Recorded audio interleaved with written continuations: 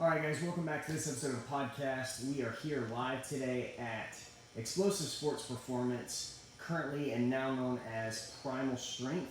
This is where I do my strength and conditioning. A lot of the times when you guys are watching our videos and looking at pictures and things on our Instagram, the footage and things, the place that I'm at is actually where we are here today. So I'm excited to get to bring this episode to you guys live from the place where we do a lot of our training, and also where we do a lot of our filming for like our ebooks, our strength and conditioning manuals, and things like that. So I'm just about to get into a workout myself with my trainer, but I wanted to come to you guys live for our podcast this week and answer more of your questions that you submitted through our Instagram. So let's jump right into it. The first question was, how can cheer exercises and cheer specific things translate to other sports? Now, in the past we talked about CrossFit. We had Coach Mikhail Zapico, who is the head strength and conditioning coach or head CrossFit coach at 210 CrossFit here in San Antonio. And we also talked to the coaches from the University of West Georgia and how they use CrossFit programming to better prepare their athletes.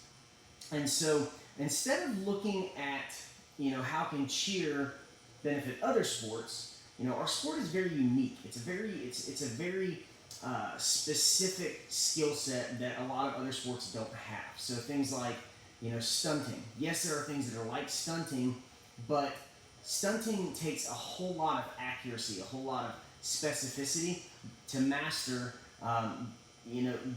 that would not translate necessarily directly to any other sports. Now we can use, we can look at other sports and say, okay, strength is important in this sport, strength is also important in cheer, so we can work on ways to build strength that are similar, but as far as using cheer specific things for other specific sports, I think once you get to that higher level, the technique specificity becomes too drastically different that it doesn't really make sense to use one sport's things or one sport's specific drills and exercises for other sports. But we can say that across the board, things like strength is important, things like flexibility is important, accuracy. Especially with our sport, right? We can't miss on accuracy or we'll drop somebody or drop ourselves. Explosiveness, very, very big for all sports, right? We gotta have explosive power when it comes to our tumbling. Just like other sports may need explosive power when it comes to, getting off the ball fast or, being aggressive, running up and down the court. So as far as, cheer specific things translating to other sports, I don't think that's quite the case. Just like I wouldn't expect somebody to go and become an expert at swinging a golf club and then expect that to translate into cheerleading. But we can look at different things from each sport and recognize what's important across the board. And then once we have a baseline level of proficiency in those things and we start to see improvements in strength and all those things, then we can go deeper into the specificity of the sport, which are things like, for us, would be stunting, pyramids, basket tosses, things that other sports don't have. So the next question that we have is asking, how do we improve on pull-ups, twisting stunts from the bottom to the top? Now there are two variations we have to think about. Number one, we have our group pull-up, and then we also have our partner stunting pull-up. Now, the biggest difference, obviously is the amount of people, but, when you're looking, we'll look at both, right? So let's take, for instance, we'll go first with group stunting. So if you have a group and you're working on pull-ups, number one, before you start working on pull-ups, you need to make sure that you're ready for that progression. And far too often, stunt groups will start working on skills that they're not quite ready for, and then they get frustrated when they're not hitting them. And it's not because they're not, that they are doing anything wrong, so to say. They may just not be ready for that stunt. Those are higher level stunts that some people just aren't ready to do yet. So if you already progressed up, you're solid with your 2-foot stunts, you have no issues taking stunts from the ground to overhead position, then the hardest part, there's two things where full-up stunts usually fail. Number one is our flyer top roll is not staying tight. So instead of being able to twist a solid object, we're trying to twist something that's loose, and it makes the rotation very slow.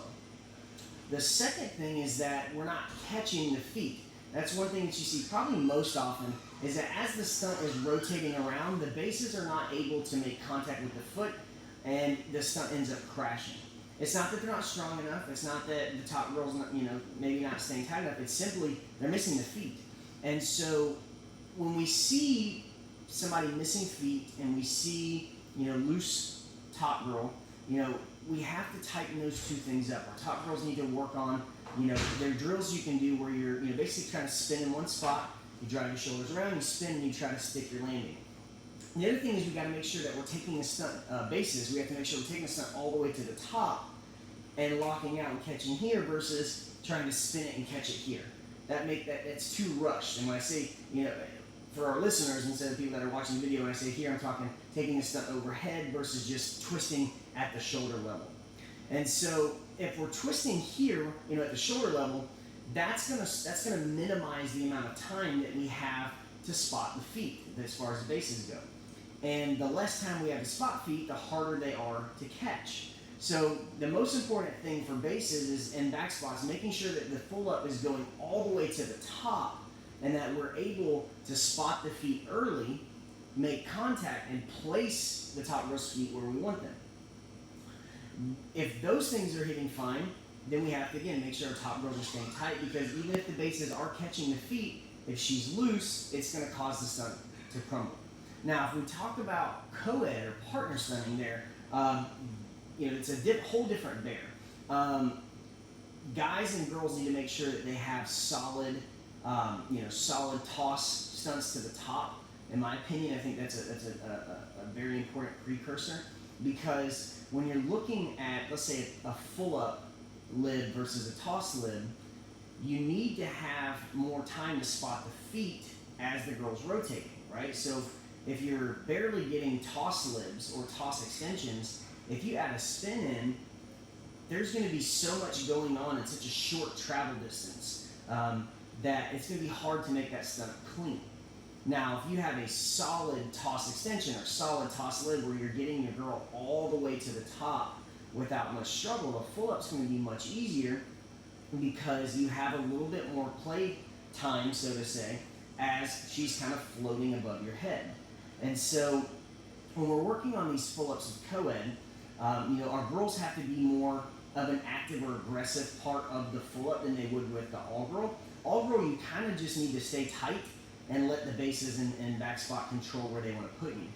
For our co-ed, we need a little bit more of an active role where you're helping to accelerate that rotation, and also as you spin around, you're spotting for the front so that you can then decelerate the stunt, slow the stunt down so that your guy can catch the feet and place you right overhead without over-rotating.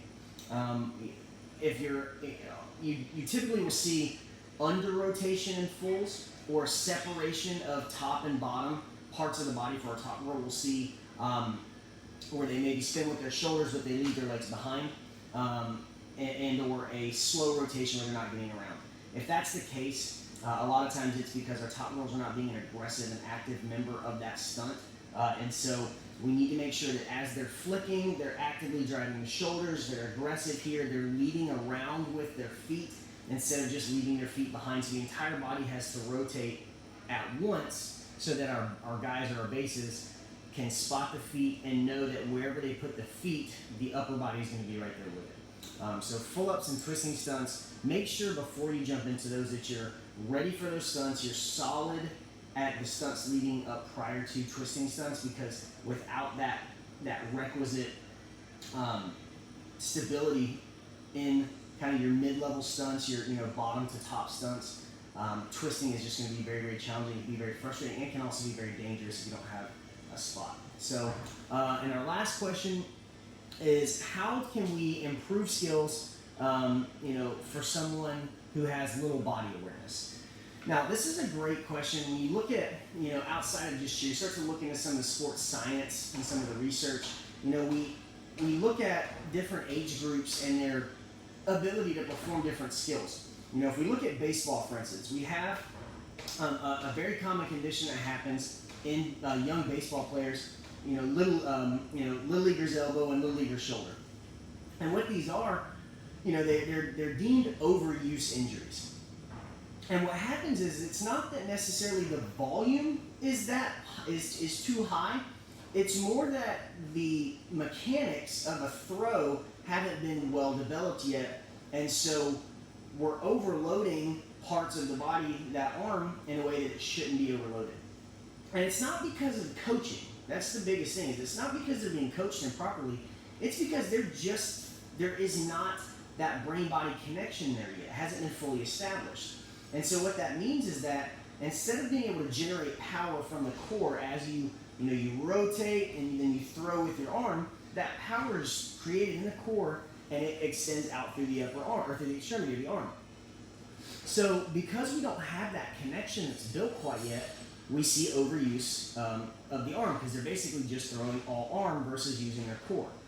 And so when it comes to cheer, we have to think there's similarities there with how the core, we generate power. Think about tucks, right? We're jumping or creating power through the hips and legs, then we're up and we're rotating and pulling our knees towards our chest and we're rotating around. And also stunting, right? We're just twisting. There's a lot of this, this twisting type movement that is created at the core and pushed out to the extremities. So all that to say, if you have an athlete that has little body awareness, you have to look at age first. Are they even old enough to have those connections established from brain to body? And for some athletes, no, they're not. And so we can't get frustrated that they don't have that ability, because it's not that they're not trying, it's that they physically don't have those connections yet. And so if they are at an age where, and when I say age, we're talking like, pre-teen, like 10 or below. And then, as we start getting to the teenagers, these things start to develop, and then they're fully developed by the time we reach our late teens. But doing things in the gym to help improve body awareness would be like body weight movements, right? So balance board type things. A lot of your warm-up skills that you do in gymnastics, like your popping drills, your pop drills, or your block drills. Working on things like bear crawls during warm-ups, where you're working that cross crawl pattern, that left right, left right, left right. Hopping things where we're having to work on accuracy and plyometrics, or we're jumping, side to side hops over the straps that strap our floor, our mats down. Single leg hops side to side. Single leg balance activities where, we're standing on one foot, maybe tossing the ball back and forth. Pretty much anything you can do to create a stimulus where that athlete has to use multiple parts of the body to create one effective activity, right? So a single leg balance, you're using core, you're using glutes, you're using quads, calves, feet. If you watch their feet, they're tilting side to side, and they're, as they try to keep balance. And so all of these different stimuli are helping to generate those connections from the brain to the body a whole lot faster, and are going to help that athlete to become more aware of where they are in space. So honestly, just the easiest way that we can increase body awareness is to require the body to address multiple different stimuli. Jumping training, single leg balance training, plyometrics or explosive type stuff, spending more time on the tumble track. I know it sounds kind of backwards, but when you jump on a trampoline, your leg and your feet are having to basically compensate for this unstable surface. So there's a lot of communication happening between the feet and ankles and the brain. And then, subsequently, the hips, the core, the glutes, everything between has to also come into play. So spending time on unstable surfaces can also help. But honestly, a lot of it's just volume. It's repetition. It's spending more time in the gym. It's spending more time working on skills that require us to, use our entire body versus, things like push-ups. Push-up is chest and arms. That's really not going to help us to build, what we call proprioceptive ability, which is where your brain recognizes where you are in space and movement. So giving your athletes a lot of stimuli during their conditioning versus just beating them down with high intensity activities can definitely help to increase that body awareness. Great questions this week. Again, excited to be here at Primal Strength. Used to be Explosive Sports Performance, and now Primal Strength. We'll be back with our podcast likely at Stars Vipers next week. This week I just wanted to get it in while we were here. So please keep your questions coming. Keep submitting your questions to our Instagram. Let us know what we can discuss and answer for you because, again, we do this for you guys and we love to do it. So hope you have a wonderful week, and we'll catch you on the next episode.